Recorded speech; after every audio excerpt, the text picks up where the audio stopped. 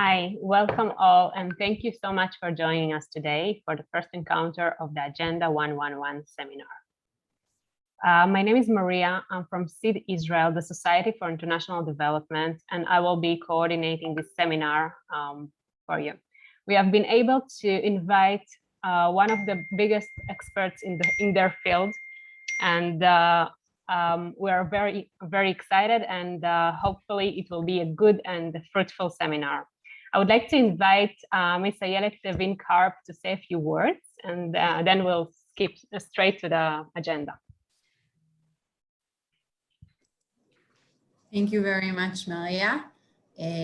As mentioned, my name is Agenda111 Ghana. I head the Trade and Economic Mission of Israel in Ghana and Africa.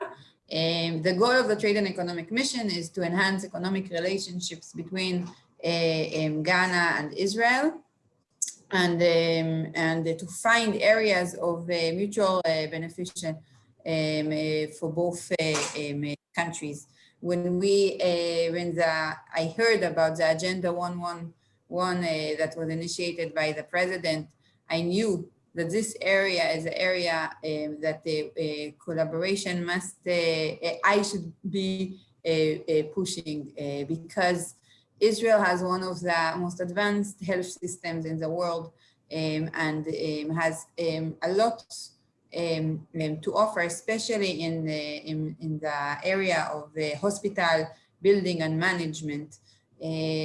But again, we felt that a lot of knowledge could be shared, and luckily, when we were able to talk to the coordinator of the Agenda 111 and get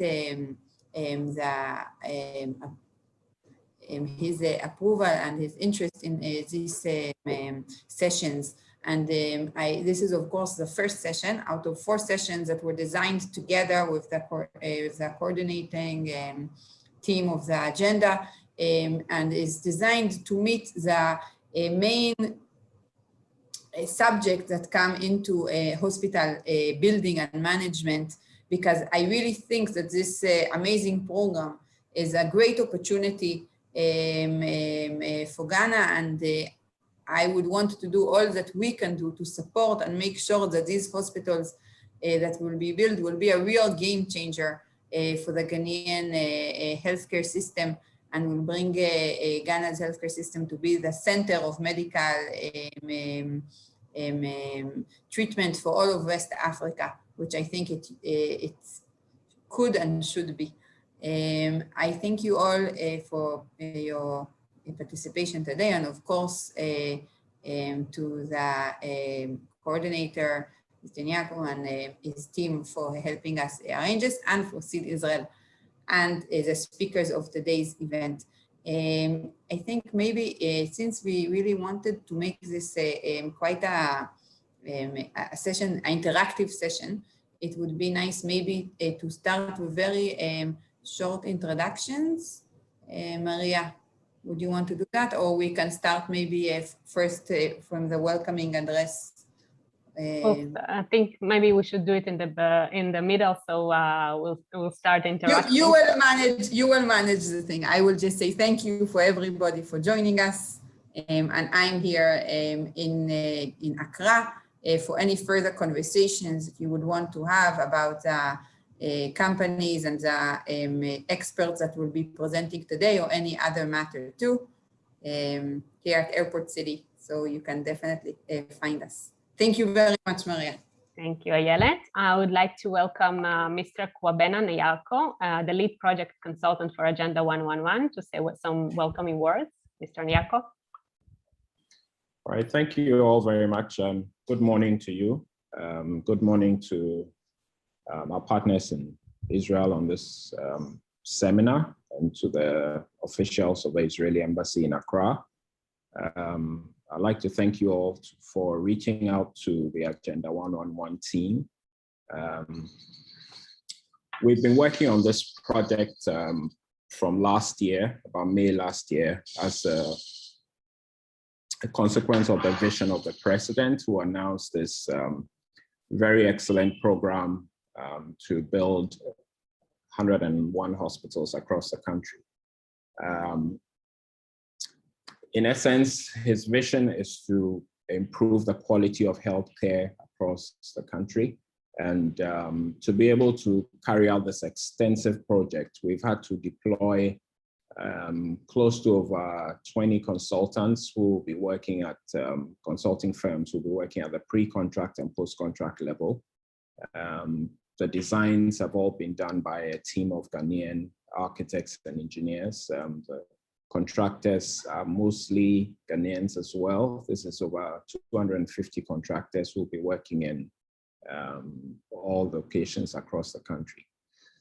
So this program is very welcome. I don't know what to share from partners as we look at the issues in relation to healthcare design and management. And I'd like to use this opportunity to warmly welcome everybody who is participating on this call. I hope that at the end of the process, we would have enriched our professional expertise and would have built up capacity to be able to continue to deliver these projects for the country. So thank you all very much. I will be participating actively and hope to meet you in discussion forums and other platforms. So thank you all very much. Thank you. Thank you, Mr. Kwabena. I would like to invite our first speaker for today, Advocate Rachel Shmueli, the CEO of Asuta Advanced Technologies, who has been leading recently the first hospital being built after 1970 in Israel, Asuta Ashdod, and now is involved in two extra projects, one in south of Israel and one in the center of Israel. Rachel, the floor is yours. Thank you very much. Hello, everybody. I feel quite excited to be here and quite excited to share with you our experience in establishment of hospitals from scratch. It's not only the planning, it's not only the big building, it's also all the preparation for opening an hospital, sorry, recruitment of the staff, purchasing all the items, implementation, everything. So I would like to share with you what we have learned by ourselves, because when we started, we looked for other hospitals that made it, and we couldn't find. We found one in Madrid, one in Texas, but they were irrelevant. So we had to do it by ourselves, and we learned lots of lessons. So I would like to start with a short video that says everything.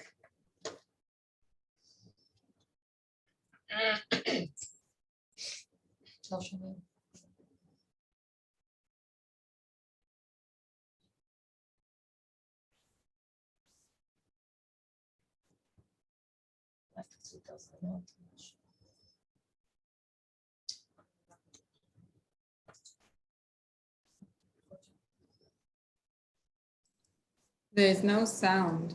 No sound.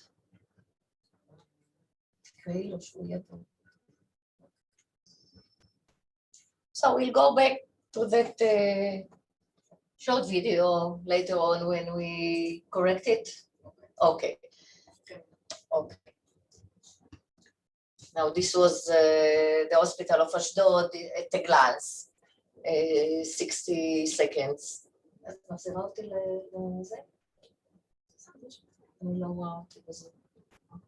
Okay. Now a little bit information about Asuta. Asuta Medical Centers is the largest and the leading chain of private hospitals and medical centers for 80, more than 80 years, all over the country. As you can see, we have 9 medical facilities from the north to the south, and more than 1.25 million patients each year.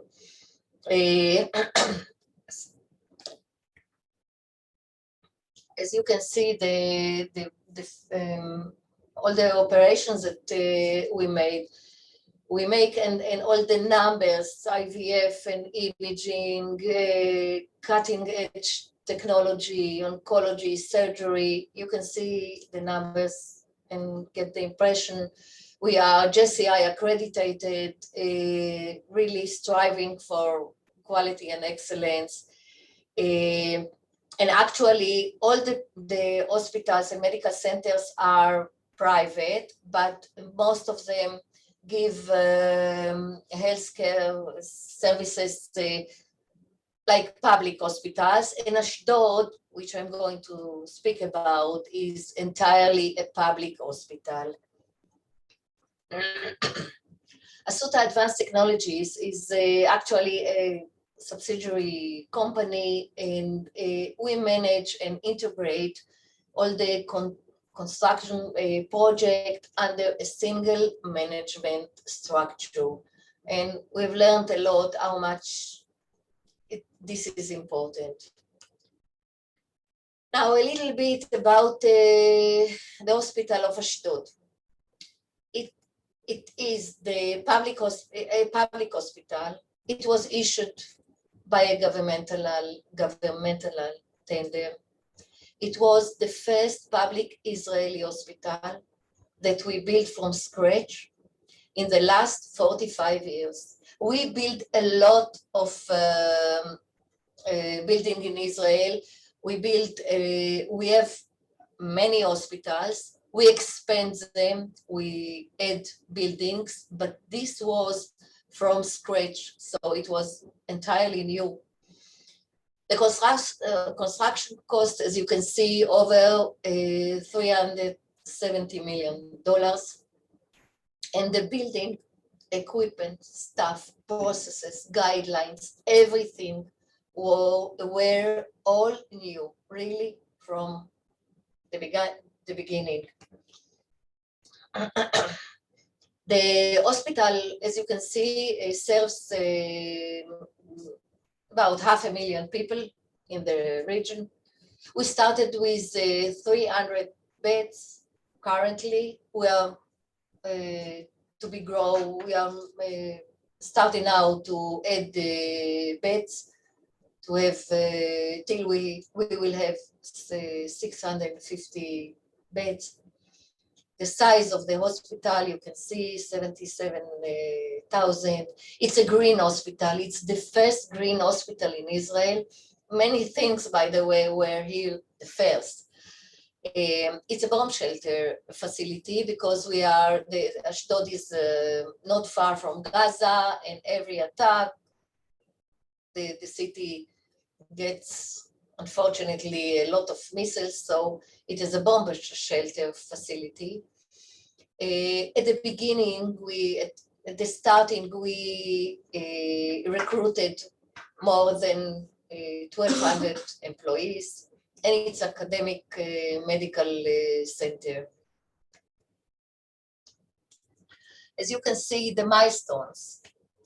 We signed the contract on May 29, 211. You can see the period, the years of planning and design, construction and procurement, opening, preparation. It took some months, even more. And then we started with gradual opening at the June 4th, 2017. Then after some months, several months, we opened the ED, at November 7th. And then from that time, we were dealing with stabilization. And today, this is a flourishing hospital, giving really high qualities health services. So really a very successful hospital. I can tell you that when we had the cornerstone ceremony, the Prime Minister came because it was a very big project in Israel. And I told him, save the date, 29 of May 2017. And everybody looked because it was unexpected, you know, to complete the project in time and to be in schedule. It's not a usual thing.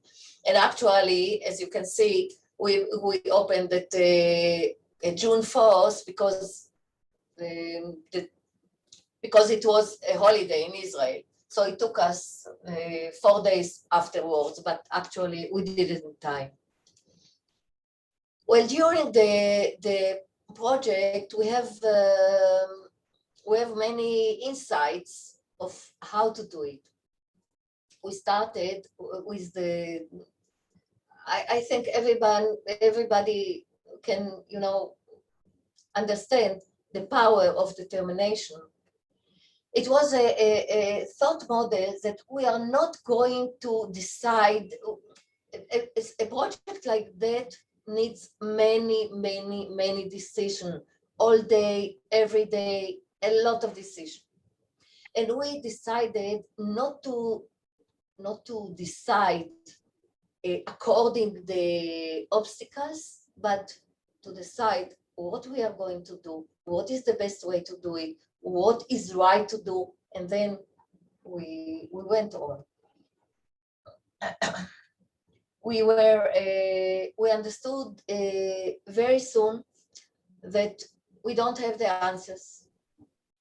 There were days that we had only a certainty of 60%, maybe 80%. I don't remember a day that we knew everything on the day, but we knew that we have to be flexible, to go on, to move on, because if you don't move on, you don't finish the project. And then, we did all the time a risk management, all the time, to see what is the risks, but we thought very in a flexibility way and didn't stop. Again, one of the insights that we had, the synchronization and integration. Let everyone know whenever there is a change. If you don't do it, if we didn't do it, and there were cases that we didn't do it,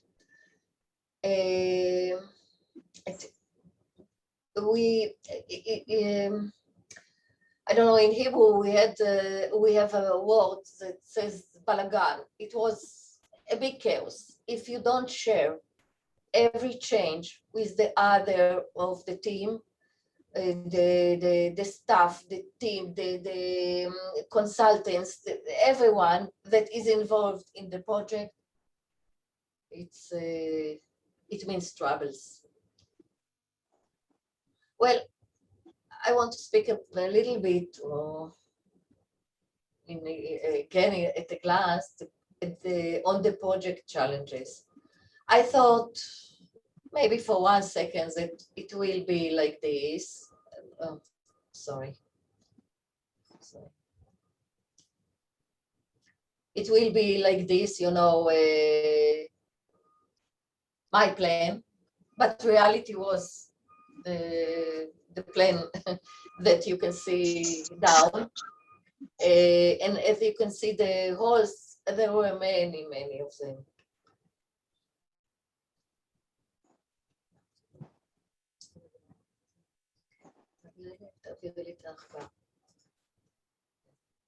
Okay, so one of the challenges is building a new hospital. It's a very complicated building. I think maybe the most complicated building And because of you have to integrate everything. You have many systems, electromechanical systems. It's really a very complicated building. So for the design, we had dozens of consultants, architects, engineers that know and have the experience of building an hospital, because it's not like building a house or even a mall. It's different. You have to have the knowledge, the specific knowledge how to design and to design hospital. In construction, we had many dozens, lead constructor and dozens of subcontractors. In a usual day, we had about 700 employees at the site. Again, advanced and complex and very complicated infrastructure. What you see here is a system, a gas attack protection system, because as I told you, it was a bomb shelter. What we did here is, like every project, we had to balance. Safety is not in the play. Safety, you have to take care of the safety, whatever. But when you see down there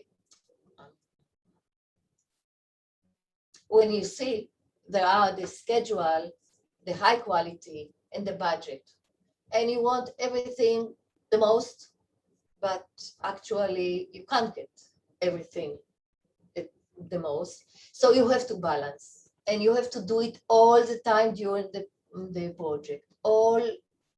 Again, through all the project, we had to do the balance between these three parameters. The project is, there are many people that are involved, people and organizations. As you can see, it's only the board of directors in Asuta, the steering committee, Asuta Advanced Technologies.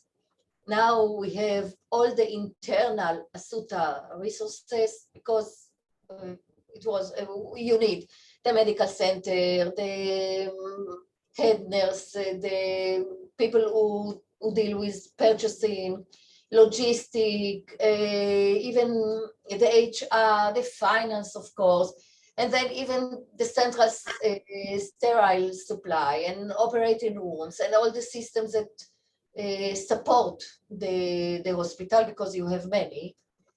And then we have the external resources, which is the bank and the project manager and architect, consultants, dozens of them, as I told you, contractors, the authorities, the governmental authorities, which has a lot to say about it. Lots of regulation in Israel, Ministry of Health. So you have, to manage. We did have to manage all the people, which are really a lot of people. The complex, as I said, the building is very complicated. There was one point which I want to emphasize, because I think you will meet it during the project. There was no one to learn from, and we didn't have even the staff. We tried, we looked over to see people who did it, and we actually couldn't find. Planning without input from end users. All the staff were recruited near the beginning of the opening. We couldn't allow to recruit them before. It's a lot of money. So we actually had to establish a team of medical manager and head nurse and logistic people from the chain and from outside, from other hospitals. And this team decided upon everything because we didn't have the users that came afterwards to operate the hospital. Again, partial invariability, certainty, which was all the time, and managing crisis and very unexpected issues, and you have to decide now because you can't stop the hospital, you have to go. And I think the most challenging thing in this project was the recruitment of the staff. We had to recruit about 1,200 employees. They came from all over the country, from many hospitals, each of them with its own culture, with its own habits, with their own guidelines. Every one of them knew how to do it in his hospital, and they came and all together in this new hospital. It was like a Tower of Babylon, really. Together, every one of them was like the Tower of Babylon. As you can see, we had to train them.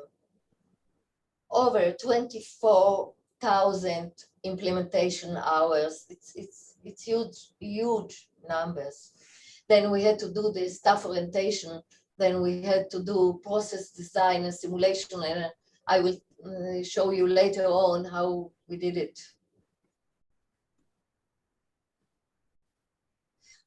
Again, procurement, over 50,000 types of items. By the way, now I'm leading 2 hospitals, which are smaller. And still, I can say that the challenges are the same. We have now more experience, but the challenges are the same, even though it's smaller hospitals. Process and procedures and information communication, command control center, everything was a big issue in the way of opening the hospital. Now it was a big question, a huge question, how to open a hospital. Even the Ministry of Health didn't have the knowledge and the experience. We were really the first, the pioneers to deal with such a question. So first of all, we had to get the Ministry of Health licensing, of course, and to keep on safety and regulatory compliance. Safety was all the time, with us. The issue of safety was all the time with us. It was basic, essential. Now we decided to open the hospital in a gradual way, which means from the planned and manageable to the unplanned and stochastic. Seems rational, but when we started to discuss about it, the Minister of Health say, no, open everything, at once. And we knew that it is too risky to do it. So here you have the schedule of the opening, the gradual opening. We started with outpatient clinics and the support units, elective surgery. Again, we moved to obstetrics and finally the emergency department. At that time, we had really overlapping management scope. We had to deal with all that you see here, the construction, was still go on. The opening preparation, the launch, the routine operation, all of them were together, and we had to deal with each of this subject and with all of them together. So how did we meet the challenge? Some of the tools, some of them really at a glance, is with operation models, organizational assignment table, validation, and the kits that we use till today. Okay, the operation models, we planned and conducted validation meeting with the management team of each unit. They arrived already. We started from the people who are in charge and then the other staff. They arrived and we had to sit with them and to see the gap, what is missing in the infrastructures and what is missing about the processes and the procedures and the even forms, such an issue like forms, 800 forms that we had to make. Of course, we are very digital, but in Israel, you have to keep some forms yet. We can't do it all. We are less papers.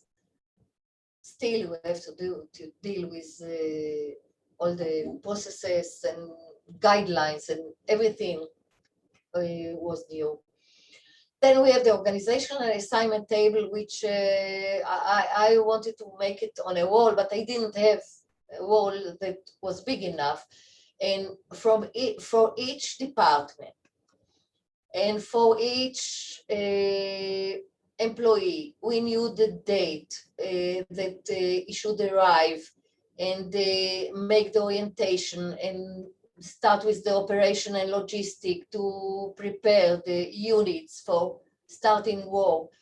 And then all the instructions that we had to give, procurement and implementation, everything was very, very organized. We had to, the organizational assignment table gave us, the answer for the questions that we see here. What needs to be done, when will it be done, and who will do it, unit by unit. And for example, you can see the preparation of department opening, one of them. So you can see the open department, and then we cut back dates to make it to be prepared. The cleaning, the equipment, installing and calibrate, of course, and then to set up the department, instruct and simulation. And you can see all the people that are involved, even the outsourcing suppliers. Every unit has had the same process in order to do it safely. And if you don't do it safely and well organized, something can be wrong. And when it's in hospital, it can be bad. We had a validation round tables, not only with the team of the unit, but also with the supporting teams. We had process simulation. We wrote scenarios. We took some actors from outside that played the role of patients.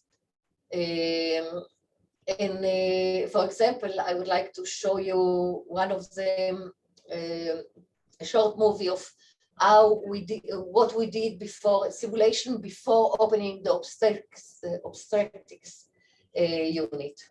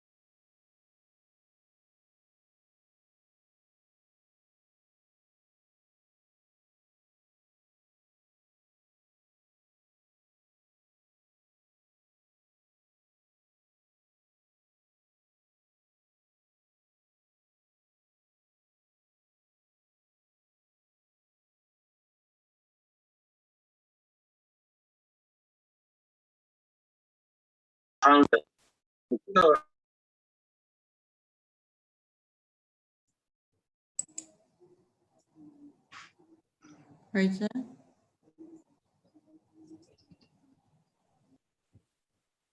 Maybe we'll get back to it afterwards. Okay, again, we'll try to fix it. No.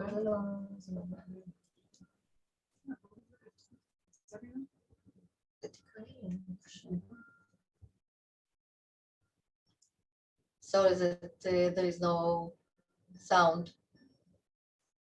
As you can see, all the stuff were here, and during the process in the simulation, we learned a lot.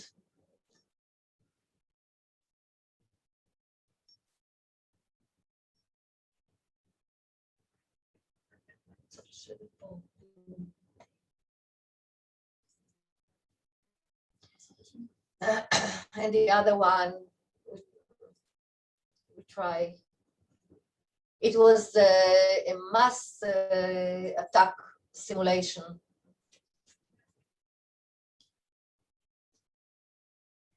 With soldiers that were actually like actors and all the stuff.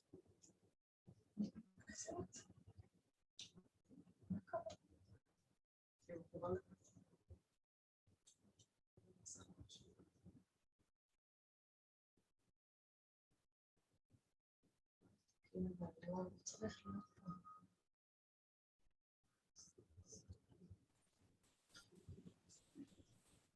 think maybe we should move on.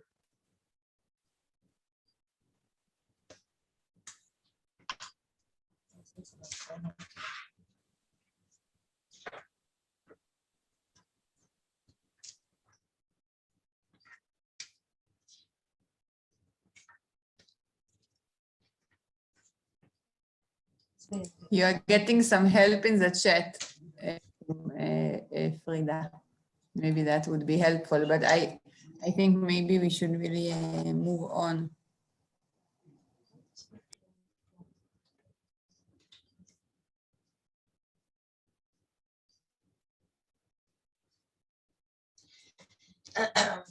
And actually, sorry for the audio, something went wrong. And actually, what we can say is that everything that we were afraid of actually happened. And the day that we opened the ED, there was a car with a bomb, and there were several injuries, very serious injuries, people that were sitting in the car. And they arrived, and the trauma started to operate and everything, and all the things that we found during the simulation happened, but we were ready for it. So it's so important. All this process of simulations really critical to be ready to operate in true times.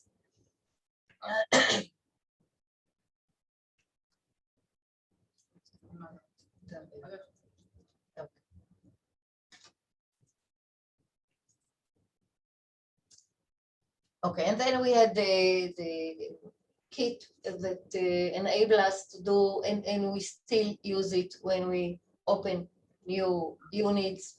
The process validation, checklist, management status meetings before the opening, giving a go decision, opening, and then daily post-opening follow-up meetings. Everything was very, very organized in order to do it in a safe way. And I could say today that it was a safety opening, which is very not you know, it's not a trivial thing. Okay. So you can see mission accomplished. You can see the prime minister at that time, the mayor, the chairman of the board, everyone arrives. It was a big day, and as I said before, this hospital is very, very flourishing today. Gives many lives were saved in this hospital. Many babies were born, thousands of babies. So really a big project, very challenging, but I think successful. Come on. Okay. I couldn't find, something more suitable than be the change you want to see in the world, because it was a big change. Thank you. Thank you very much, Rachel. We'll do a quick introduction since almost everyone is here. And Ayelet, how would you want to do that? Each one from each company, or you're on mute? Yeah, maybe we can have a representative of each company, just introducing themselves and the company shortly. And then we can move on to the next presentation. It would be nice to learn who's in the crowd. And afterwards, maybe we have some questions if you have, or. So who wants to take the lead? I can open the list. Amma, do you want maybe to lead this? Is Amma on the call?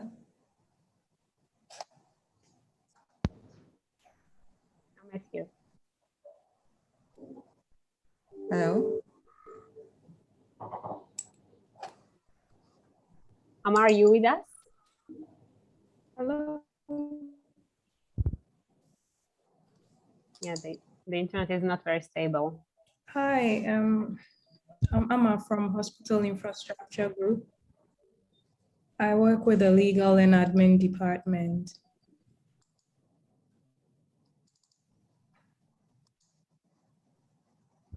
Would you like to present the other groups, the consulting groups with us, or invite them to present themselves? Yeah, here I have the list with me, so I can ask if we have a representative from the multi-lead limit.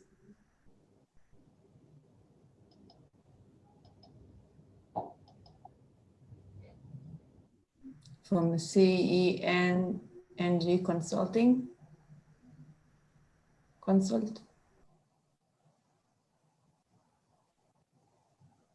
I don't know. Anybody wants to introduce themselves, you can open your camera maybe and just do so.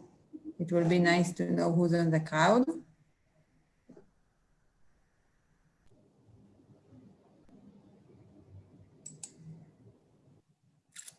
If not, we'll just skip to questions if you have for Rachel.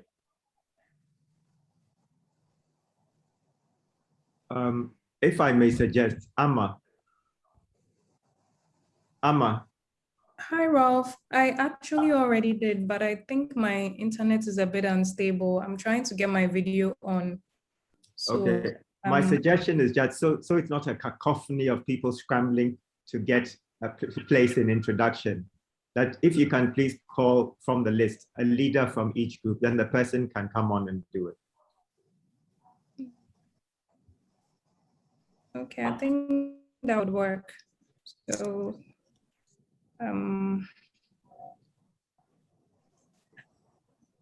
I think I only see names here. I don't see the companies. So I'll just go to Agnes. Agnes Ofosu up here.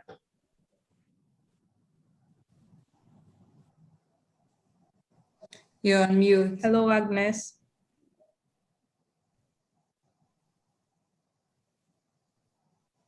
Hi, everyone. Sorry, I forgot I was on mute. I was busily talking to myself. I'm Agnes Ofosiapia, as has been mentioned, with Agzenas company, and we are working in collaboration with Avant-Garde. So on our team, there's Wedem Jobefia, Nanika Opombime, who is my partner, Timothy as well. And then Tony Derry and I think Genevieve Derry, who are on this call as well. So it was nice meeting you all. I enjoyed the first presentation. Thank you, Agnes. Amos rather. Amos, can we see you? Yes.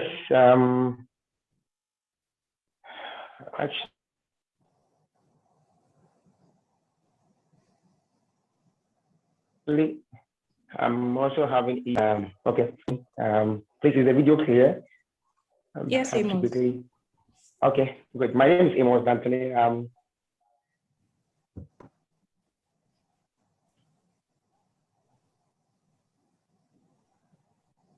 a biomedical engineer.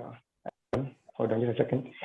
My net is, okay, yeah. So, like I said, I'm Amos Anthony. Yeah, the internet is not very stable. Thank you, Amos. Anthony, on. I think you've been mentioned, but if we can just see you quickly. Hello, you said, can you come again? Amos, thank you. Okay, thank you very much. Anthony Derry.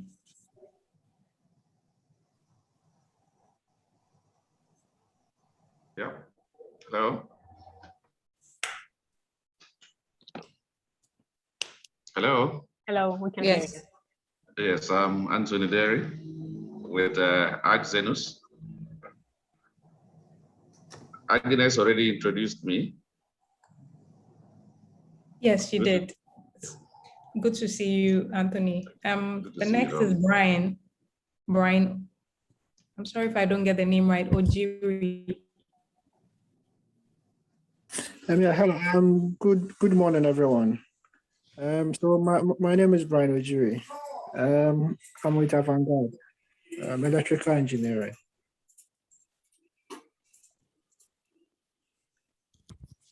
I think we won't be able to go over on the whole 40 participants, so just we'll fix on each representative for one company.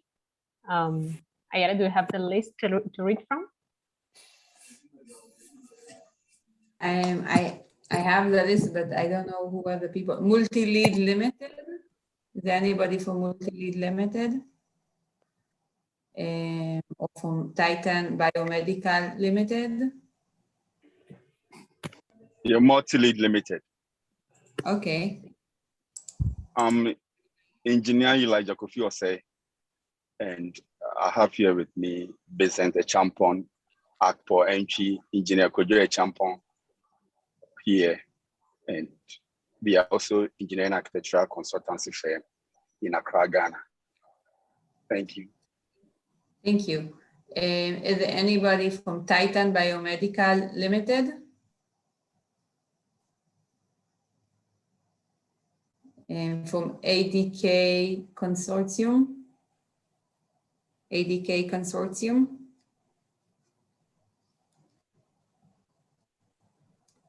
Indigen Associates? ADK Consortium. Yes, My name is Francis. Okay, Stephen is. Hello, Engineer General Champon.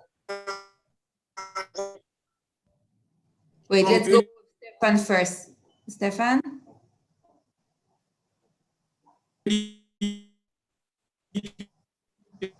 Consortium. Hi, Isaac.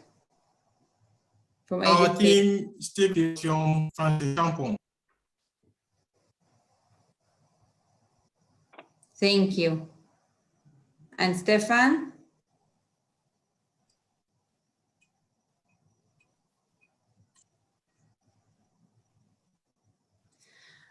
Okay, I think we were, thank you. I know it was a little bit technically challenging, but it's still very nice to see some faces behind the screens and to see that everybody is here with us. So we appreciate your patience on that. If there's anybody that didn't introduce themselves and wishes to do so, now would be a good time. And if not, we will continue. Yes, so my name is Larry Asipo. I'm from Indigenous Associates. I didn't get a chance to introduce myself, but I hope you can see me. Thank you very much, Larry. And I'm Farida Abubakari, Project Director at AGI Associates. Thank you. Anybody else? Okay, Maria, I think. Oh, yes. Yeah, this coming from that project, and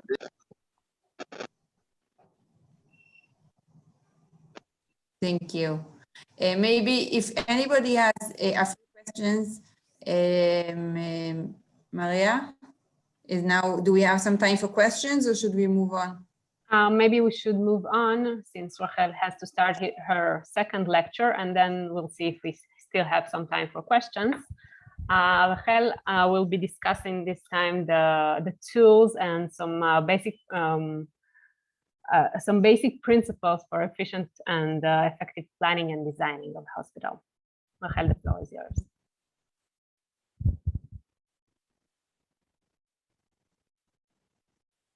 You might be on mute.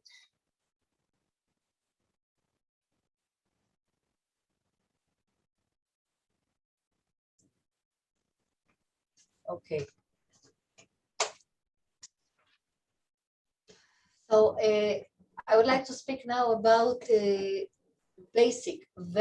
basic principles when we speak about planning and designing hospitals. We started with the question of vision.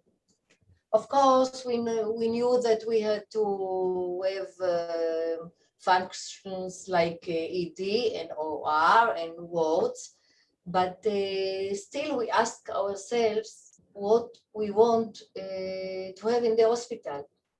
So first of all, the purpose and the goals, which are very basic, essential. And do we want the hospital to be innovative? Age technology? The answer is not always yes, but we thought that it's very important. Do we want the hospital to be smart and efficient? Do we want a green hospital? As I said before, it was a green hospital. Do we want to have an academic and research medical center that operates within the hospital? It's not always just the answer that yes or no, but it's some issues that that we discussed it a lot and thought what will be the vision of the hospital. And then we started by the program. Because it was a tender, the government actually said what they wanted to have in the hospital, the Ministry of Health, but still it's a question because it's not always defined at the beginning. Now when we build two other hospitals, we ask ourselves, what will be the program? And we start with the requirement, the medical requirement, what we want. Again, ED, ORs, wards, how many wards, and how many beds. Do we want outpatient clinics? What kind of technology we want in the hospital? Once we decided upon these issues, we started to think about the logistical program, management, administrative, and support services, again, which are so important in hospitals. And we had architects and designers and planners who are very well experienced in hospitals. So if you tell tells us that you want a ward with 38 beds, then they know what size they should plan it, because we have regulations. We can do it more than the regulations, but still we have guidelines, and they know, they and the staff, we know how many storage we want, what way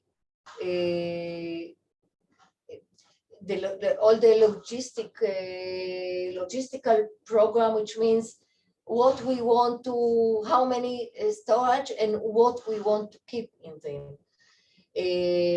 Number of departments and functions and size.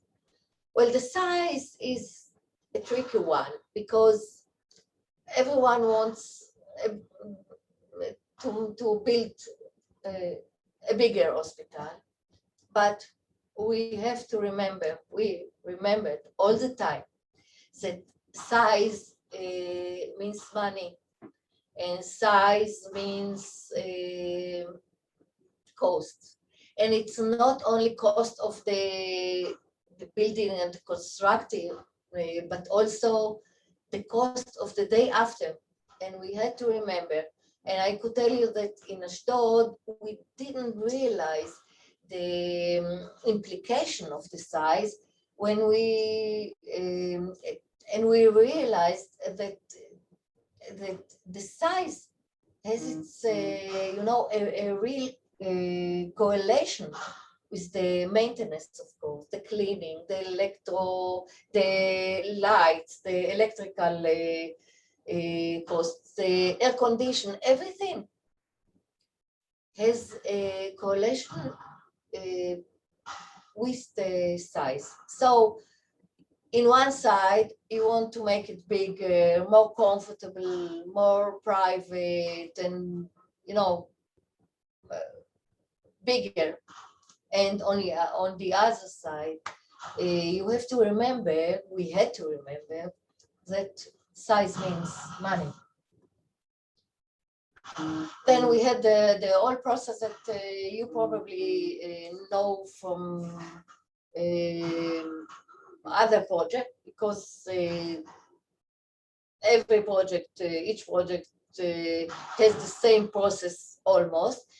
When we speak about hospitals, we have to adjust, and because it's unique. For example, the allocation. If you have an ED, you build an ED. So, and you have also a machine of CT. You want to put the machine near the ED because the physicians use a lot the tests of the CT. But if you want that the CT will serve also people from the community, maybe the place is not the right place, because you don't want people from the community that don't need the ED that will come to the ED, which is always crowded anyway. So you have to choose among options, and sometimes, many times, it's not the only option, but it's the best option among the others. Again, the size, clusters. You want to decide if you do it, if you want to gather all the clinics, if you want to gather all the wards, or maybe you want to separate some of them or every one of them. Again, a decision that you have to make during this phase. And then the conceptual design, interior design, you start to get into the hospital. You have now the allocation, you have to size, you have the medical requirements. Now you have to get inside the hospital and start to designing. And in the design development, you already involved all the consultants, medical equipment placement. You should decide that phase, because if you build a room and you want the machine to be in one side, you have to know that you have to connect it to the electrical sockets and outlets and the communication outlets. Everything has to be replaced in the room in the correct way. And then you have the room data sheet which is a list of everything that has to be in the room. And again, the location and number of electrical sockets, the place of them, the doors. For example, what's the big deals about doors? But in every building, in every hospital, there are many doors. And you have to decide, is it going to be an automatic door or a regular one or controlled door? And it's not only the doors, it's the flow. Who is coming to this place? Who is going out from this place? And is it for the patients? Is it for the staff, for the visitors? Every single issue, every door has its own story. So we have a lot of hours discussing everything that you see here, lots of hours with the team. Now we are building a hospital that are going to replace existing hospitals. So we have the team.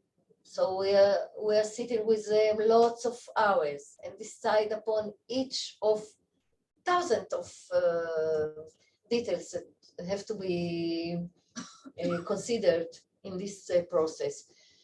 And then the detail design, ceiling design, superposition, which is so important because all the pipes that you have in the hospital, and you have to see that they are not,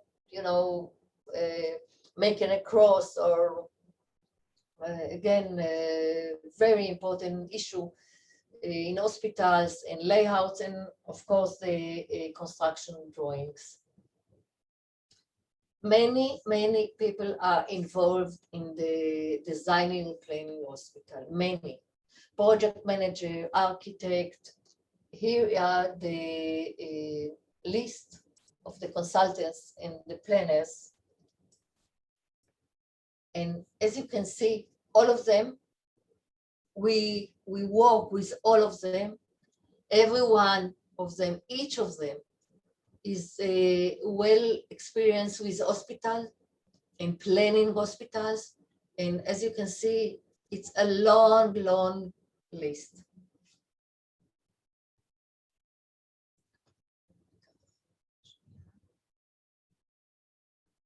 Okay.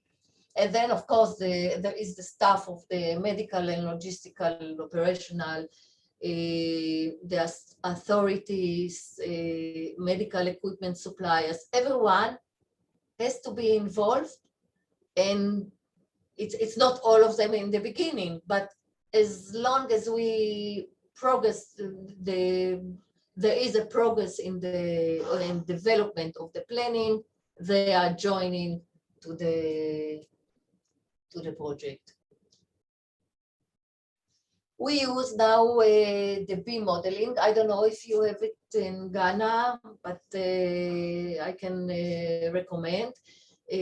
Before we started to use the B model, the building information modeling, we had many times, too many times, I can say, a situation in which one planner worked on the version number 10 and the other one on version number 11 and the third one on 11 number 15. And when we arrived to the site to execute and to start construction, we discovered it, and at that time it costs lots of money and it takes time. Two things that we don't have when we rush to build an hospital. So the BIM is actually use of 3D software that simulates the building and allows integration of all engineer, operational, and maintenance areas.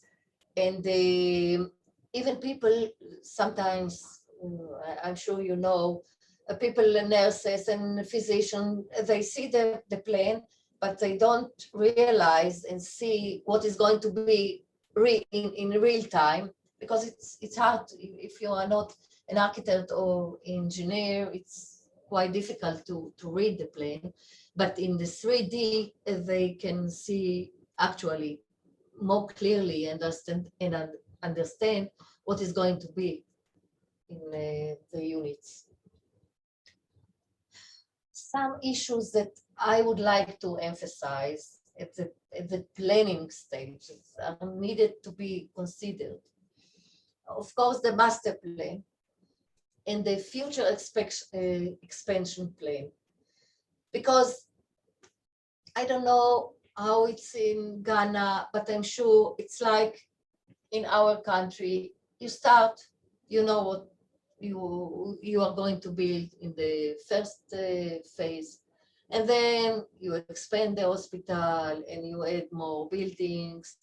But this is nature. In Israel, it's like nature. I think every hospital is building day by day. So to make it right, you have to have a master plan.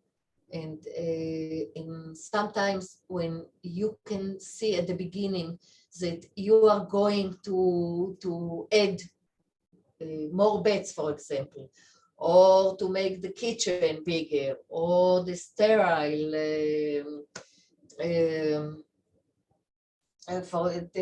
center bigger, you can think in a flexible way how to do it with minimum changes. Then, of course, the electromechanical systems and superposition. This is the main electromechanical systems, but as you saw, there are many more. When we discussed about the design, we always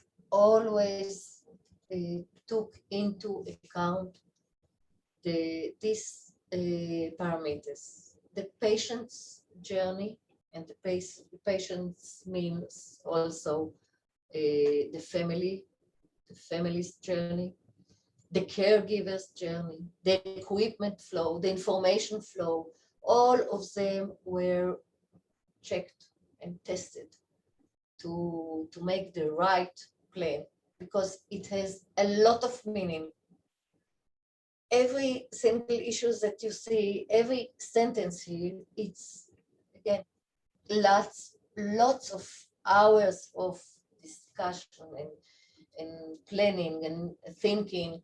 And what I realize, unfortunately, is that it's an endless story unless you say enough.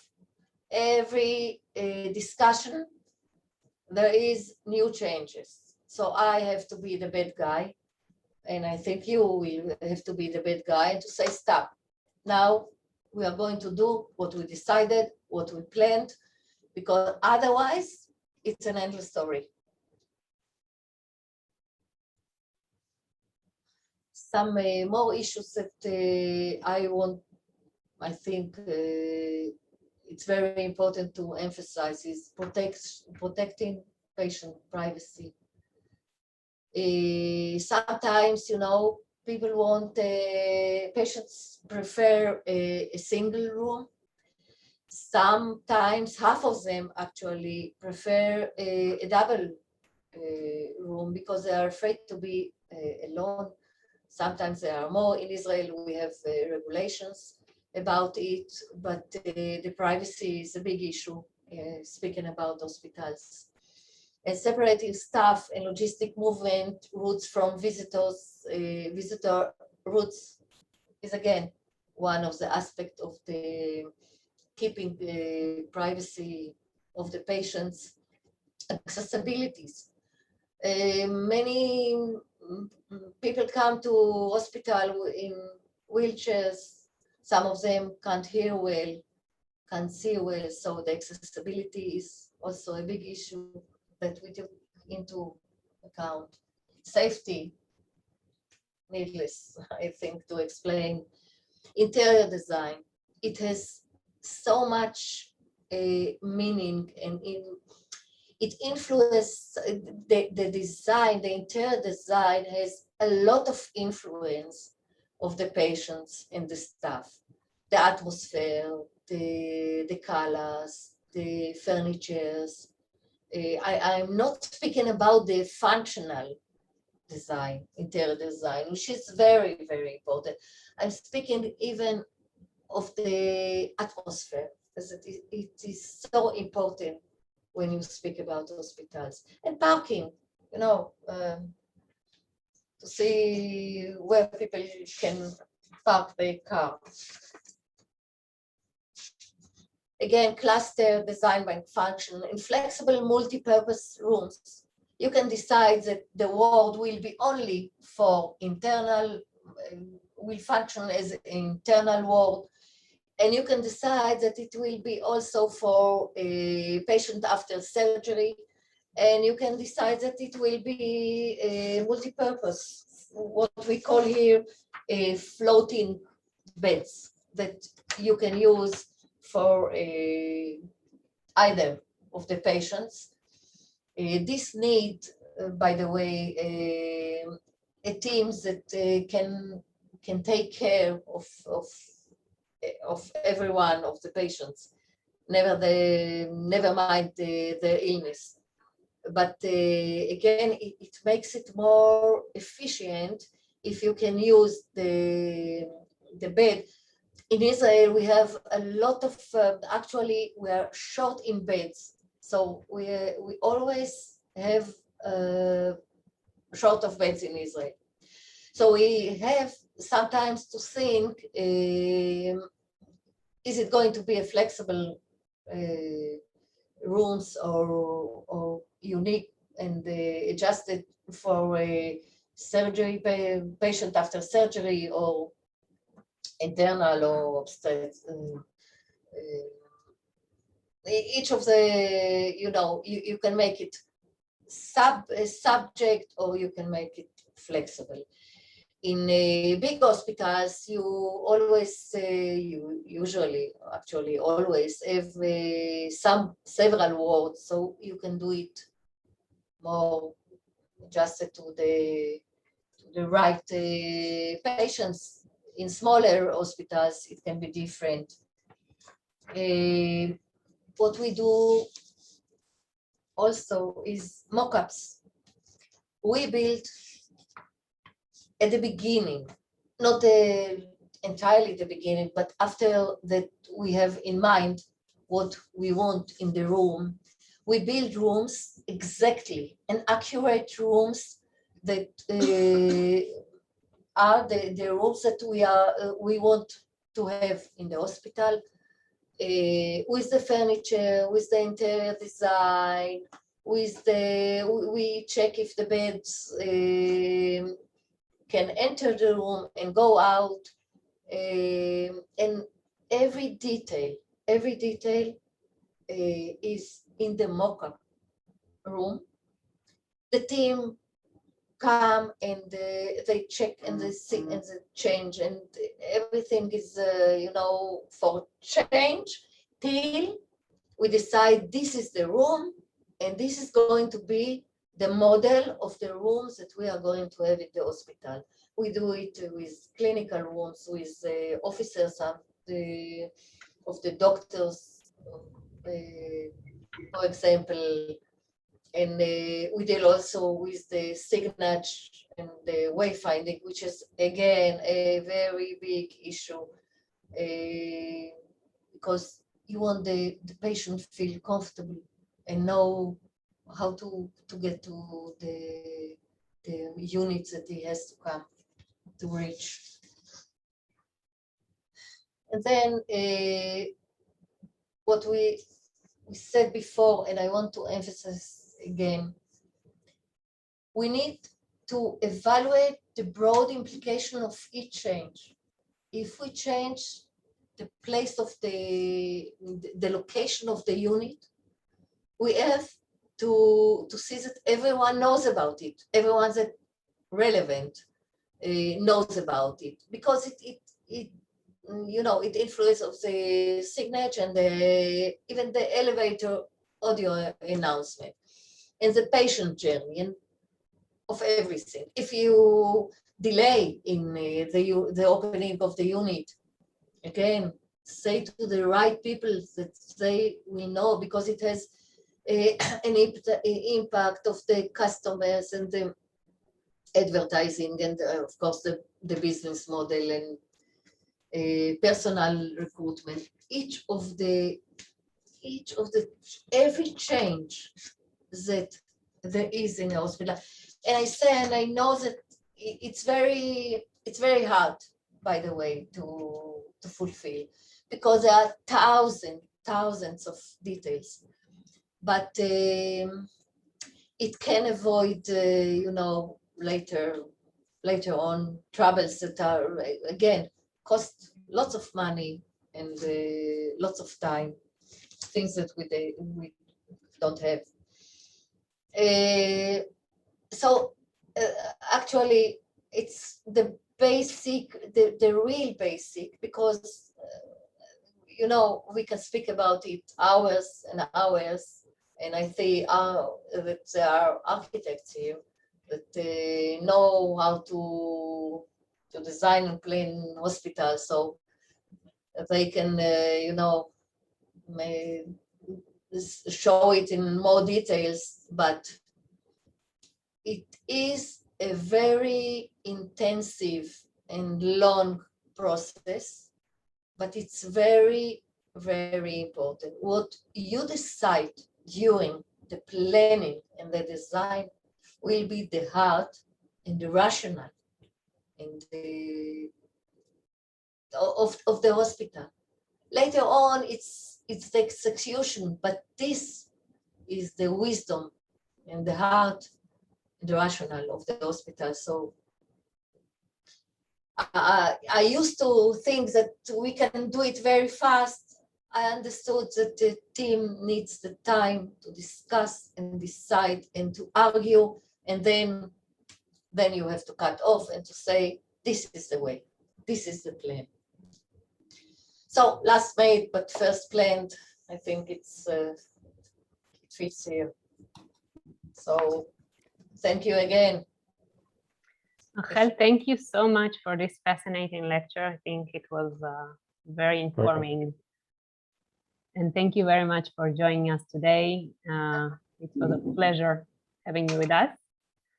Now I think we'll move to the next step of our seminar, and it will be architect officers who will be presenting short pitches of almost 10 minutes each, maybe 9. We'll begin from Sharon Architects. Sharon, you here? Yes, hi. Hi, Sharon. Hello. The floor is yours. Thank you so much. Thank you for the presentation.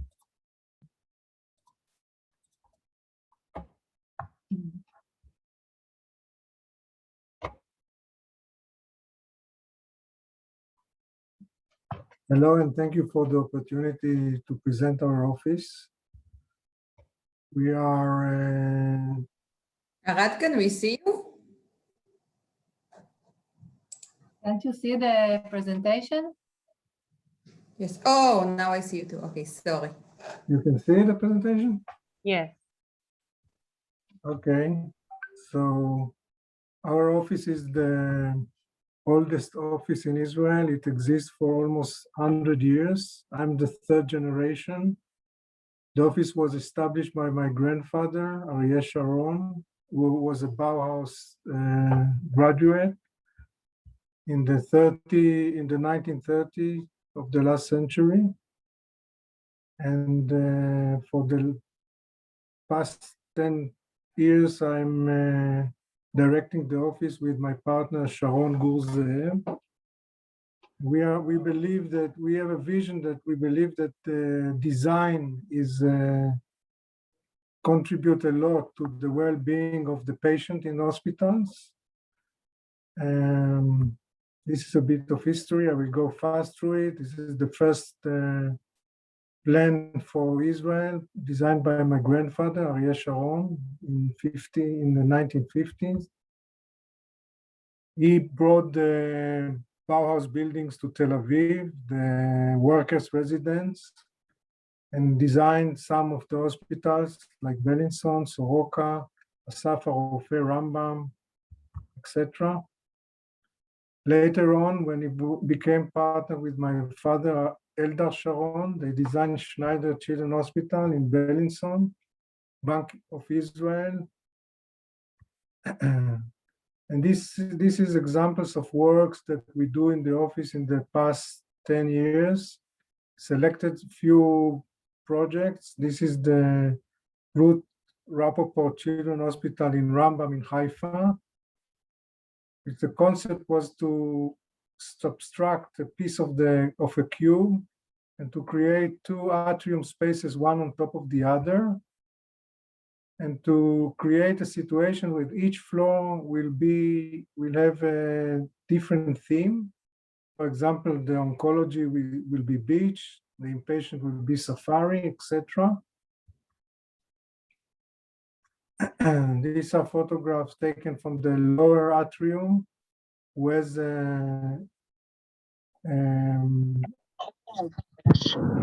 house and auditorium and a museum, science museum. This is under construction, showing the iconic column supporting the top floor, which is the oncology floor. This is the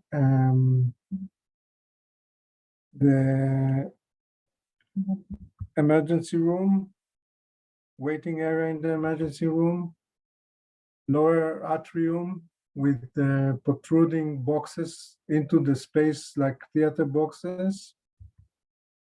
This is the Science Museum and the view outside the atrium. This is the neonatal floor, ICU station. The upper atrium was designed like a chessboard, red and white chessboard, with the waiting area for the clinics.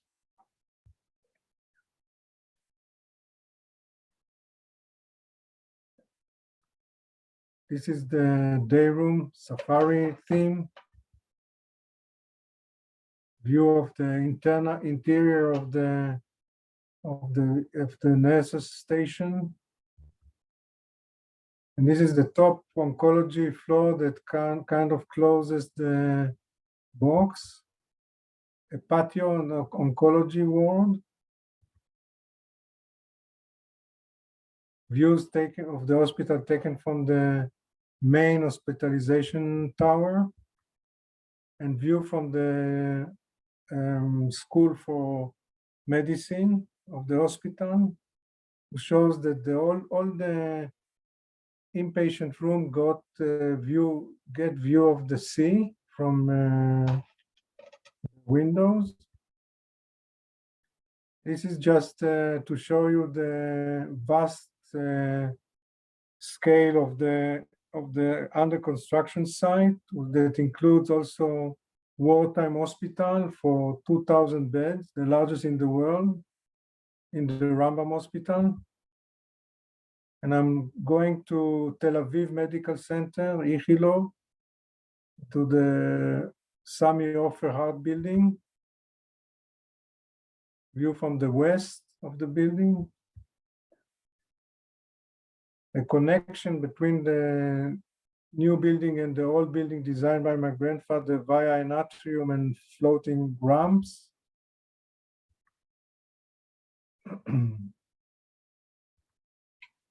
View from the entrance via a piazza through a coffee house and an auditorium. This is the gallery showing the coffee house and the atrium. Clinics, VIP clinic. And these are the bridges that connects the new building with the old one, floating in the main atrium. View of the building, night view. And this is the emergency hospital that is also designed in the Sami Ofer building in peacetime. And in wartime, it turns into an hospital for 750 beds.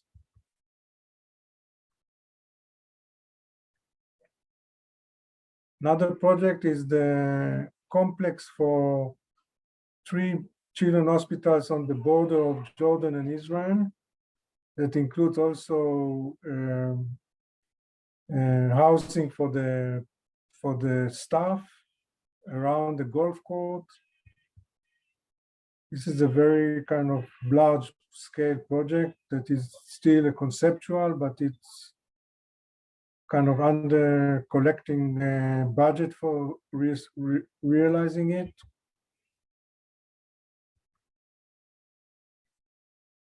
Night view of the hospital. This is a proton therapy tower that we designed in Ichilov, in Tel Aviv Medical Center. It includes a proton therapy in the basements, commercial area, clinics, and hospitalization tower on top.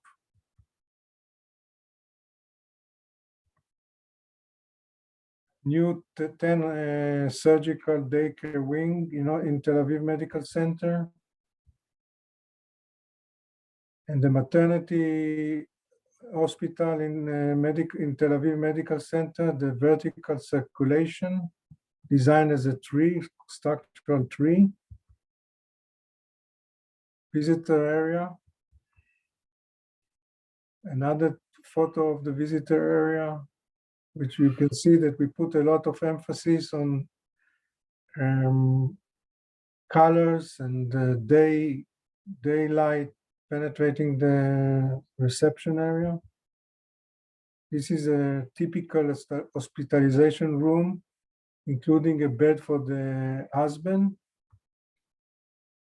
Another hospital in cardiological building in Ma'aneh Yeshua in Bnei Brak, for the religious people. The atrium, main atrium. Night view. A research center in Soroka Medical Center in the south of Israel. Under construction now. The research center opposite the rehabilitation center that we designed in Soroka. The rehabilitation center in Soroka Medical Center. Staff resident building in Asafa Rofe Medical Center, which we created balconies for each room and integration of classes to the complex. The new emergency department in Tel Aviv Medical Center, under construction now, including 3 floors and the roof terrace, for the patients and the staff. Night view with the view of the garden, the roof garden. All right, sorry to stop you. We have only a few minutes left, so maybe we should open the floor for questions if there are any, and if not, of course, we'll. I just exactly finished. Great. Thank you. Thank you so much. Are there any questions for Sharon Architects?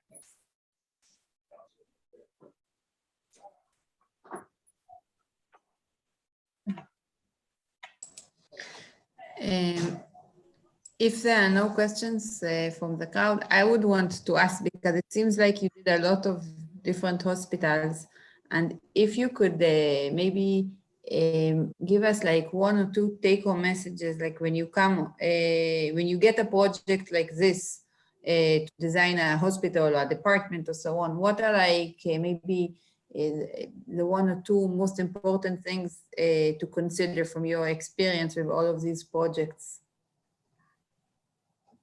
The most important thing to consider, first of all, is the establishment of a program, of a coherent program for the hospital. And then together with the staff and the people in charge of the decision makers, to establish a coherent concept for the hospital that could integrate the architecture with the functional requirements of the program. For example, if it's a maternity hospital, so we have to examine the program together with the staff and to make the most convenient and most functional and aesthetic project. I don't know if I answered the question. It is important for us to integrate the functional program with the design and the feel-how of the building. What Rachel said before about the design, how it can influence the patients, the staff, the way they can work in the building. And that's the important thing, to connect between the two, to make both parts, and to give them the emphasis they need on both sides, because sometimes it can make a collision. Sometimes the functional side is more, some people see it as a more important thing, and some see the design as a more important thing, but we need to consider both things and take care of both. Okay, great. Thank you so much, Sharon Architects. I see the email and their phone number is underneath the presentation. As you can see, you can also mention it on chat. And I think we should move on. Oh, I think we have a question.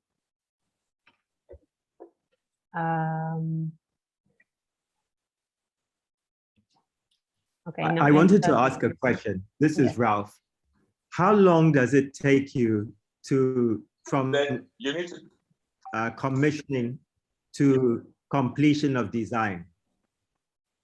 Depends on the project, but between 3 and 5 years.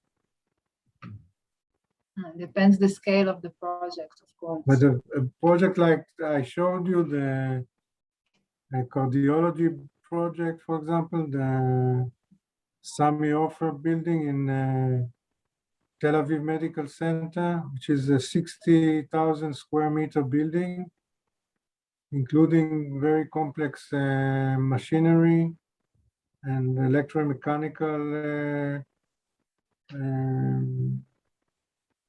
floors, etc. It took about 5 years from programming to completion. Okay. Also with the wartime hospital in the basement, it's a complex building. it depends on the program and on the size. Okay, moving forward. Thank you very much, Hello. architect. Oh, we have another. Yeah, yeah. I think. Sorry, this is Amos, the biomedical engineer. I mean, just a follow up of what just the question that my other colleagues asked. I wanted to find out in the completion stage. I mean, is medical equipment testing and commissioning part? I mean, of the commissioning. I mean, of the complete. I mean, the 3-year completion phase, or there is a special time limit given to that, because I can see that this is purely an architectural presentation. Medical equipment have not, but is the completion period specified or said right now part of the medical equipment installation and testing and commissioning, or that one too also comes in a different place? We didn't quite understand the sound is quite bad. We didn't understand. Wow. Hello, can you get me? Is it okay? Okay, I'll try and rephrase his question.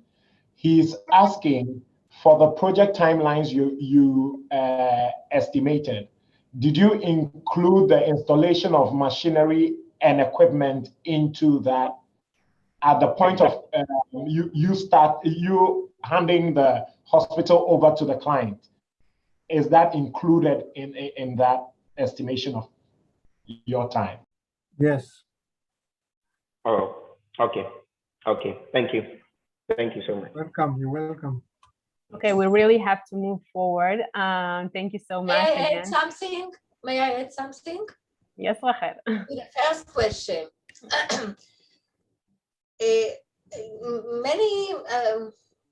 A big responsibility is upon the integrators, because you have sometimes, you know, the power to make to decide of about the period of the designing and planning. There is a minimum, of course, and you should do it, but you can decide either it's intensive or how many discussions you want, and where and when do you decide to say, okay, this is the final version, because I didn't have the, you know, I wasn't lucky enough, maybe there isn't, to find the you know, the best solution or planning without any, you know, disadvantages. There are. So a lot of this depends on you, the contractors, how fast you make it. You're asking. Okay, thank you. Thank you very much, Sharon Architects. So moving on to Erez from HQ Architects. Erez, the floor is yours. Thank you guys. Really great to see you, and thank you for the time and opportunity. I'll jump right into it as we don't have a lot of time, and I'll present a little bit about our office and a little bit about the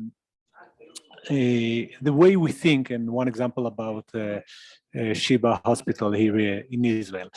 So just a little bit about me. I studied in Tel Aviv, worked all around the world in places like China with OMA, was responsible for big buildings like this one in Beijing. Then I opened my office in New York, and we designed public buildings all around the world, from Dallas, Texas, to Louisville, Kentucky. Most of them, if not all, are public building with public functions, a hospital included. This building is in Istanbul, a really great office and fashion headquarters for a company. 2008, I moved back to Israel, established HQ Architect. Today, we are about 50 architects doing all sorts of work, from big infrastructure here in Israel for new metro systems and bus stations, Public buildings like this one we just completed in the Weizmann institutions in Rehovot. Academic campuses, this project we are doing together in collaboration with the Japanese architect Sana, for whom from you that knows them, for Bezalel Academy for Art in Jerusalem, housing buildings, and of course, master planning for big cities and small, all the way to small neighborhoods. One thing that is very important in going throughout our work is using technology. In master planning, we can see it quite a lot, like this example for a neighborhood in the south of Tel Aviv. We try to create software that will carry the balance of the different programs of the neighborhood and different programs of the neighborhood. And I know it sounds funny, but we doing work all over, even for NASA, for building 3D printed housing for astronauts on Mars. So technology is something that we kind of looking into very carefully. Obviously, and that's why we all here, we are also designing and try to imagining hospitals and master plans for hospitals. Like this one you see now is a hospital, the biggest hospital in Israel, named Sheba, ranked 9th in the world. I'll talk about it in a second, but before that, I'll just give a framework of kind of the challenges that we feel we need to look when we start to design buildings and hospitals today. The one thing is that, of course, we all know that we are going through a digital revolution that changed everything we do in life. Technology is changing the way we move, the way we cure, the way we, of course, economy is moving around. And this is something that we can, on one hand, enjoy, and on the second hand, taking into account. The second thing is, of course, the climate crisis. We cannot ignore it anymore. We know what's going on all around us. At least here in Tel Aviv, it's like extremely hot outside. It's something that we almost cannot bear. And it's something that we need to look at it, and we are looking at it. So the questions that we're coming and designing, especially hospitals, is how to use data and technology to create free resilience and healthy, exciting cities and hospitals. And we suggest to use data and technology not only to measure performances, but also to have experience. And it's extremely important in hospitals, and I'll share with you in a second why. Going back to Sheba, for the next 5 minutes I still have, Sheba is, as I mentioned, is the biggest hospital in Israel. Is like ranked 9th in the world, and in the center, more or less, geographically centered in Israel. And they try to imagine how they will need to be and act in the year of 2045, which is about 25 years from now. They build a program, a very detailed one, and we started to look at it as master planning and designers.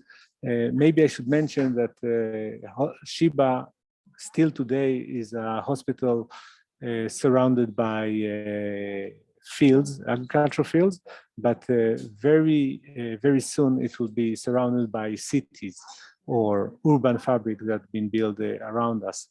And we started together with Sheba to share their vision and see how we can imagine the new hospital of this century, of the middle of this century.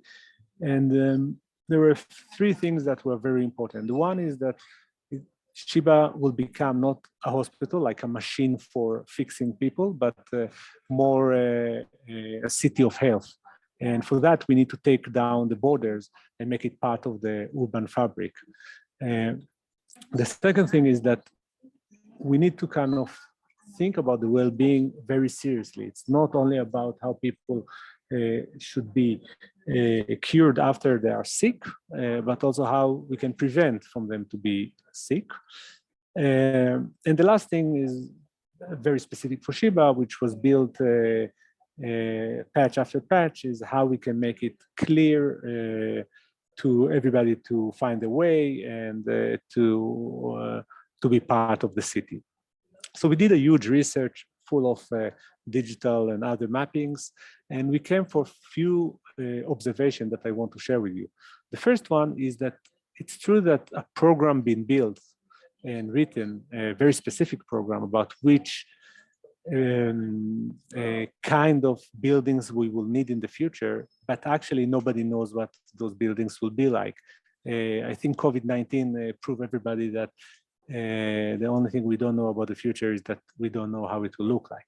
And this is something that it forces us to be flexible and easy to adapt. Second thing is we mapped all the ways in the hospital, and we realized that there are quite a lot of entrances. People don't know really where exactly they're going, how to find, and they waste a lot of time waiting and losing the way on the way to different tests and looking for different rooms in this huge hospital, I may say. Another observation is the fact that the hospital is been built on a hill and already has a very good underground infrastructure. It's true that it's only in the south side of it, the yellow part that you see now, but we can use it later. So we suggested a very, I think, straightforward but interesting strategy is to utilize the existing topography and create 4 different networks that will make this hospital perform very well and experienced well. And the first one will be the operating tunnel, which is the extending the lowest tunnels that we already have in the elevation of 42, which is the yellow one that you see here. We created a new one, a new layer of medical transport network that all the patients and doctors can move freely, fast, and find a way between the different buildings. And then we can have an urban network that can be done on grade in the elevation of 52 all above. And three-dimensionally, it will look something like that. We have the yellow one, we have the roads, then we have the orange urban network that connected to the surroundings, and of course a greenery and green network that surround everything else. And in between those networks, we suggested to build the future buildings, whatever they will be and however they will, whatever they will need to accommodate in the future. Looking a little bit closer to it, you could see the fact that it can be a really exciting and nice environment. And with that, I will finish with this section that shows the potential section of how this city of or city of health can look like, connected to the metro systems and hospital above, and of course the urban environment that can contribute to the well-being and the rest of the surrounded neighborhoods. Thank you very much for the time. Thank you very much, Erez. I'm afraid the email address is not shown very well, so if you can write it on chat so that people could be able to address you. I'm very sorry we don't have enough time for questions, so we'll have just a quick one if anybody wants to ask, and we'll move forward. Thank you, guys. I'm curious about the planning for medical services and general MEP services in a complex like this, that when you have a large complex and you're going to look to grow it in future, what provisions do you make in the current to enable you have a cost-efficient and effective expansion of MEP?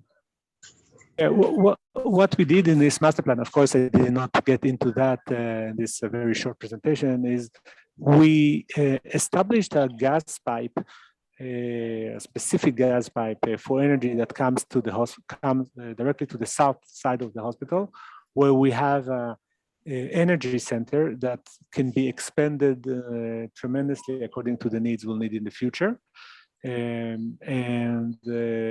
One of the main and the most complicated infrastructure we're doing is establish this underground tunnel system that can support from energy, of course, it's also water and other infrastructures to the lower part of the buildings in the future. So we don't know what exactly we will need to do, but we have a lot of space to do that in the future.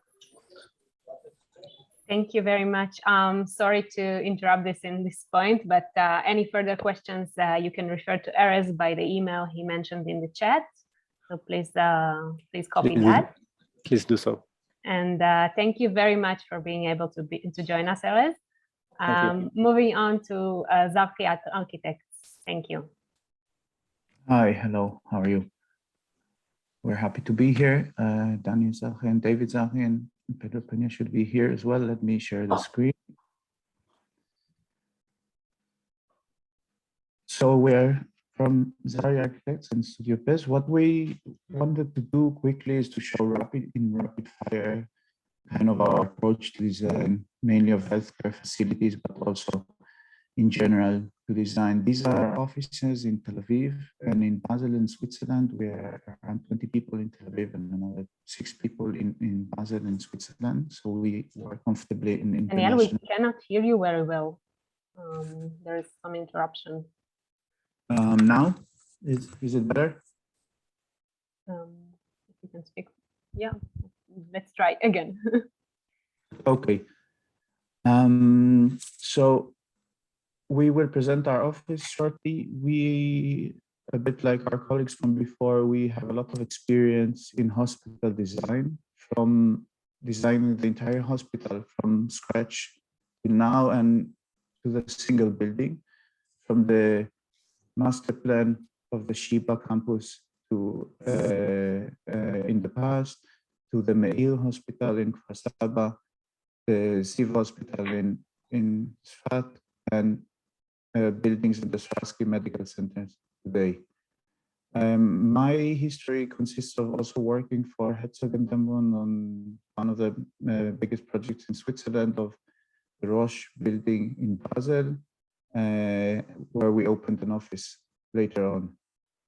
What is really important in designing hospitals is the healing environment. It's the basically, as mentioned before, to provide the conditions for patients to get better. And it's a matter of sustainability, of daylight, of coherence, of views, of a connection to nature, of clarity, etc. And this is something we try to do in all our hospitality buildings. So I would show a few of them and then a few other projects that show how we turn complex questions to simple and beautiful concepts. This is a very complex project at the Swarovski Medical Center. It's always a part of an analysis of the context and the program and the needs of the project. In this complex, we design a few buildings, and this is kind of the history of the campus and its complexity. It's basically almost one mega big building. This is our building, and basically what we try to do here is create a coherent envelope for each of the program, and in between we have guidance for the users and the staff of the project. You see here the section of the building, and the form of the building basically follows this kind of idea of the different programs in it, always consisting of open spaces, guidance, and green spaces for the health and the environment of the patients. This is another big project that was finished just behind, that consists of all elderly housing and hospitalization wards. It's almost 140,000 square meters of space. And this is another small project, but it also shows it's an extension of the children's hospital, but it also shows our approach of providing, even for a small extension, a kind of roof garden that provides the necessary green space for the patients, and especially in this case for children.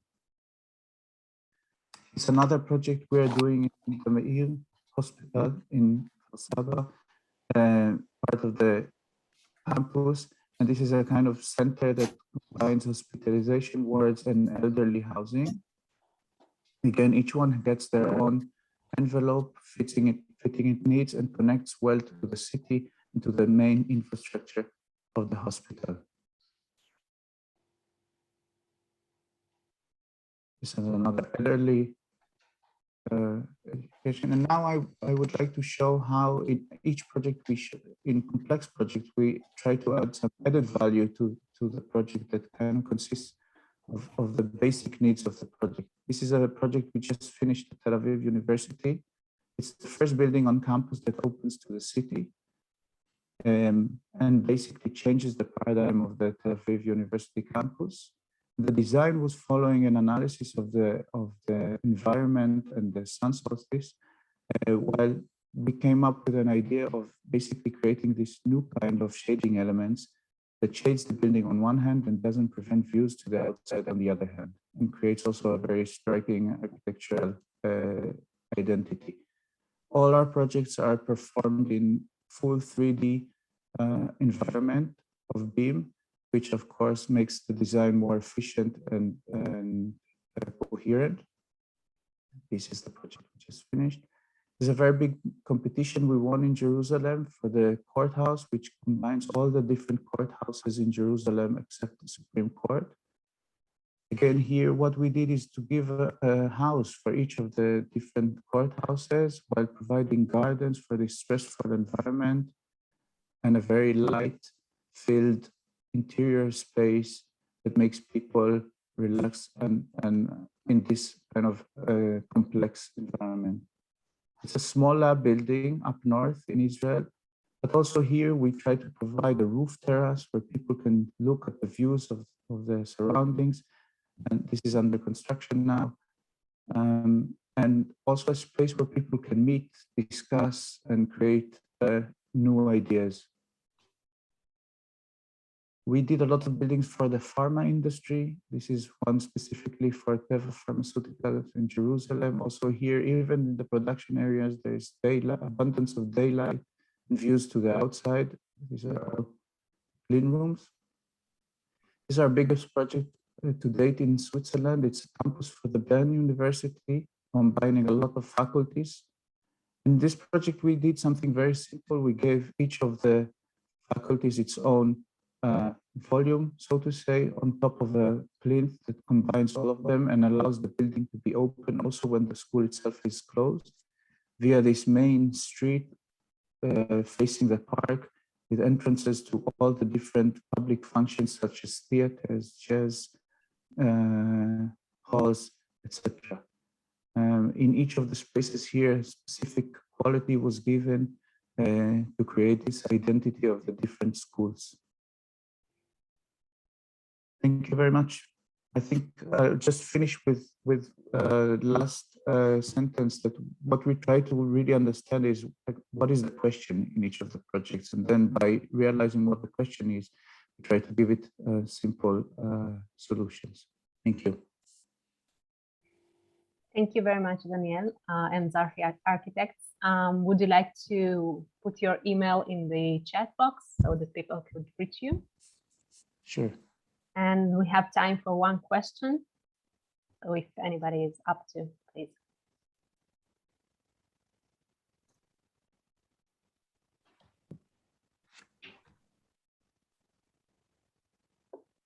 If there's no questions, I would really want to thank you all for presenting for us today and being with us and taking the time to present your company. It's very important for us and for the Ghanaian integrator companies. At this point, I would ask the speakers if no one has any questions for Zarki Architects. I would ask them to drop off and we'll stay with the participants for a few more minutes. Thank you, guys. Good luck. Thank you very much, all of you. Thank you. Thank you too. Would the participants please stay for a short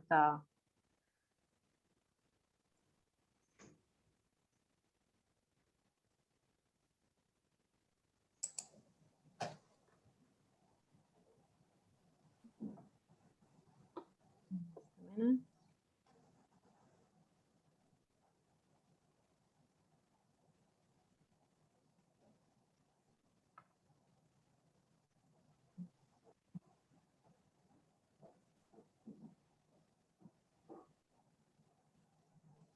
Okay.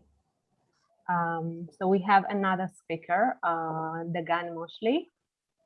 Please, the floor is yours. I'm from Moshli Eldar Architects. Hello, everybody. Thank you for having me. Okay, so what you see in front of you is the new chemistry building in the Weizmann Institute, just to show you a bit of what we are doing right now. This building is starting 3 stories underground with nanofabrication, electron microscope, a very delicate and very cutting edge technology building now under construction in the Weizmann Institute. Another building which 2 days ago we put the cornerstone for it. It's a new R&D center for Intel in Haifa. This is the exterior part, and this is the interior. You see that it's a junction between the sea and the mountain is flowing under the building and entering the building, creating the special atmosphere for creation the new technology for Intel. A few words about us. We are working all over the globe, and today I will try to focus on Africa. So you can see that we design project in Senegal, Gambia, Sierra Leone, Ivory Coast, Uganda, Mozambique, and you see the small question mark, maybe also in Ghana in the future. Let's hope so. And the pictures are a project of the office, most of them abroad, not in Israel. So you see, again, this is in Africa, China, hospitals. We are located in Israel, but we have a branch in Beijing. But right now, for example, we are having a project in India, Italy, Chile, China, and Russia. We are existing for quite a lot of time. We executed over 2,800 projects. On the background, by the way, on the left side, it's a huge project for hospital of 2,400 beds in China. We are focused mainly on complex building. It means healthcare, R&D centers, and so on. And we submit all the services regarding architecture, master plan, landscape, and so on. We are around 70 employees, one of the biggest in Israel, and we are very much focused on green architecture. In the background, you can see the 3rd stage of a hospital in Skolkovo, Moscow. The 2nd phase was inaugurated 2 months ago, and they already asked us to go for the 3rd phase. We are focused on green architecture. We have a lot of LEED buildings, LEED certified. We had the LEED Platinum, and smart buildings, which are the smartest buildings, which are the R&D centers for Intel. So we are starting from master plans, the big scale, and then all kinds of building, which are very relevant also for the healthcare. These are the R&D centers for Teva, pharmaceutical, and other international companies, office and corporates, all kinds of building all over the globe. public buildings, for governments, logistic in industry. Also, it's part of the services for the hospitals, and also infrastructure, which is also relevant mainly in countries like yours, that you need to establish the hospital, the whole quarter, starting with energy centers and so on, and also hospitality, which is part of the whole complex. And then healthcare. This is in a nutshell, this is just presenting part of what we are doing all over. In Israel, most of them are already built, part of them are under construction or in design stage. You can see here Israel, Africa, Asia, Europe, and so on. Some more, we are also dealing with the whole range of medical buildings. It means starting with, we are now under construction, we have the Israel Central Blood Bank, and also medical or clinical labs for the main MGOs in Israel. We are starting for the envelope, but going into the building to the medical facilities interior. We are very much focused on all the medical devices. We are designing also for these companies that are manufacturing the medical devices. So we are quite familiar with all the specific needs.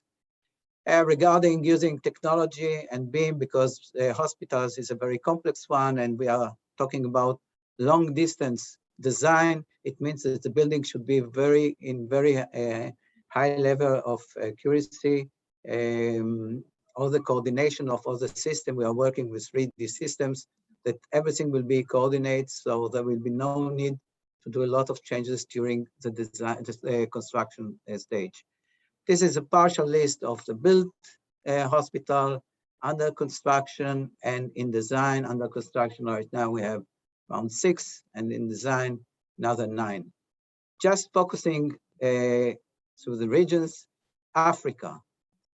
This is again in a nutshell what we have done.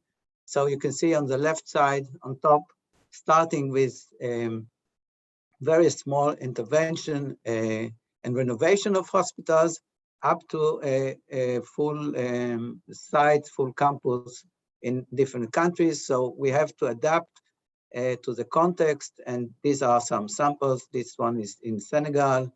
It's about 350 beds. You see the whole complex, the whole campus, including dormitories, energy centers, hotel, and of course the hospital itself. Each building is designed for expansion, flexibilities. I would say our second name, because we are dealing a lot with R&D centers and so on. So we are quite familiar with this too. Okay, this is just a glimpse. You can see the ground floor. The building is divided into outpatient, inpatient, emergency entrance, and so on. And each building is comply to the requirements, the local requirements of the medical authorities, and so on. A bit of the interior.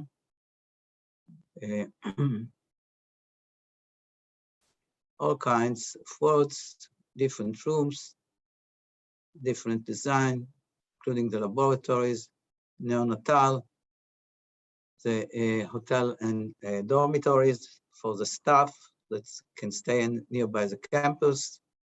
Just jump over. This is another example from Gambia. And this is a renovation. Here you can see that evidence-based design. So the question of colors and visual orientation is very important in hospitals.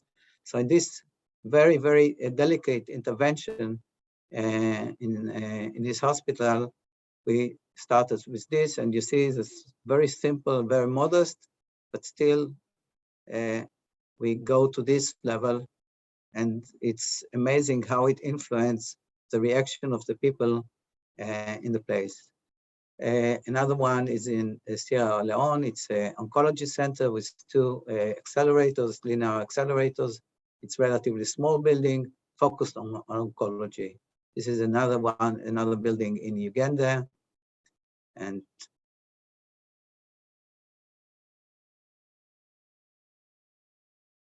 this is more for medical. And the last one that I present here is in Mozambique. And then we jump to Asia, to Israel. This is a new layout for a brain and behavioral center. It's a psychiatric hospital with a very, very new concept of how to deal with this discipline, cutting edge approach for the people.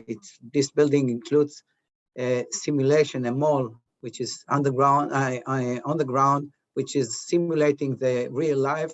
So the patient, after the treatment, is starting to live and work in this mall, facing the mall is like a simulator of the real life.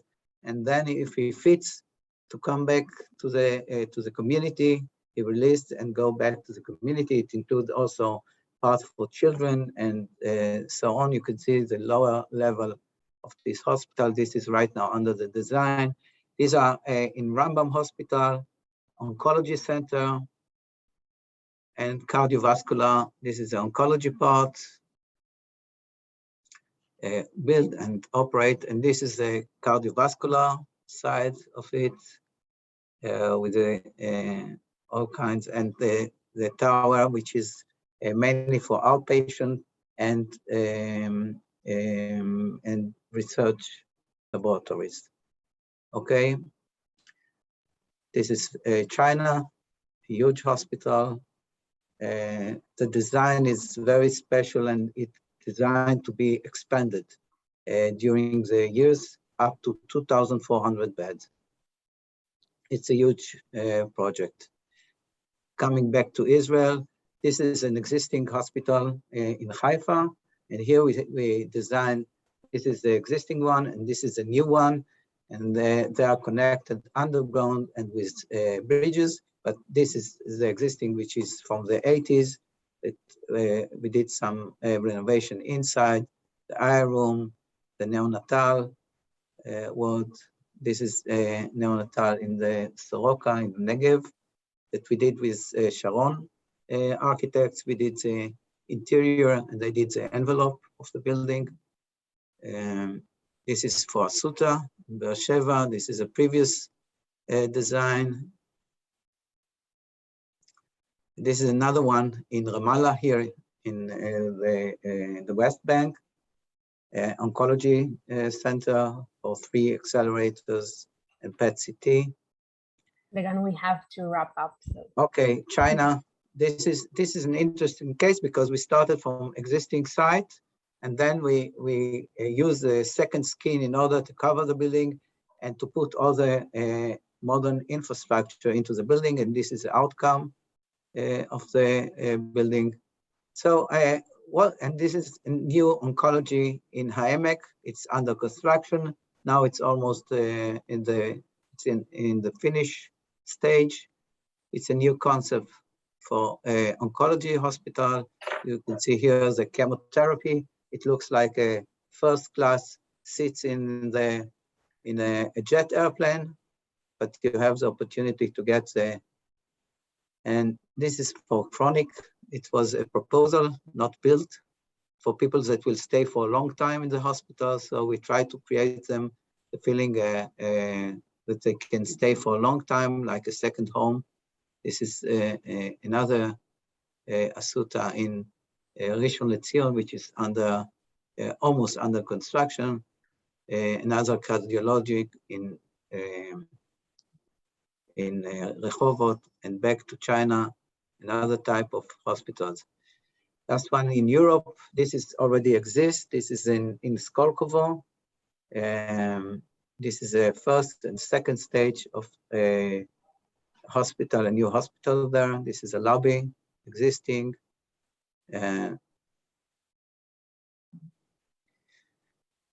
Okay, what I've tried, I tried to show you, this is another oncology in Moscow.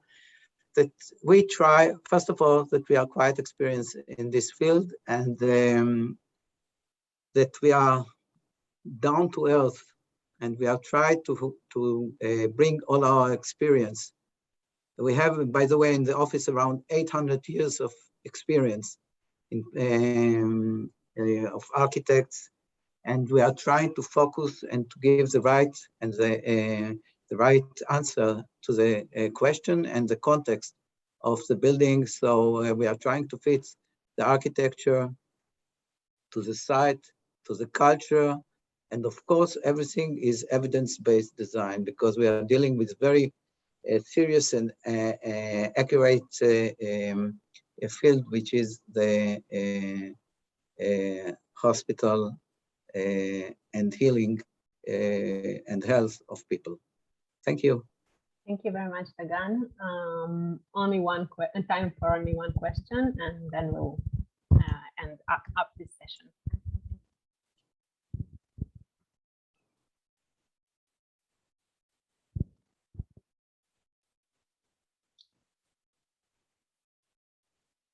Anyone? If not, thank you very much, Dagan, for being here today. You have a question? No. Okay, thank you very much. You can leave your details in the chat if you would like, for the people to write it down. Okay. And thank you all the participants for being with us here today. We're looking forward to the second session on the 11th of August, same time. We'll see you. Ayelet, would you like to say some words? No, I think we are good. Just to thank everybody for participating and you know, for all of the good communication and questions that were asked. And of course, we are here waiting for the next session and to enhance our collaboration and our conversations, basically, with you all in order to see how we can support this project. And I hope this was helpful and insightful. And thank you, Maria, of course, for all of the work and the organizing of the session, and to the speakers. Thank you very much. Thank you. See you next week on the 11th of August, 1 Israel time, 10 Ghana time. Okay, thank you.